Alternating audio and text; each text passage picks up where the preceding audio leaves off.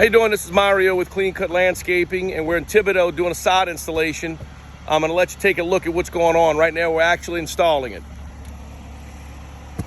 We removed the existing sod, regraded the entire yard with river sand. We did a soil test. We found the pH to be very high for Zoysia. We added sulfur and peat moss into the soil. We mixed it in, and right now we are laying it down. And the yard is sloped properly, where it's actually higher at the house and it slopes down towards the fence. There's a ditch on the other side of the fence, so this yard should definitely drain really well.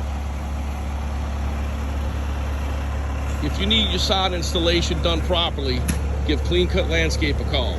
504-415-1438.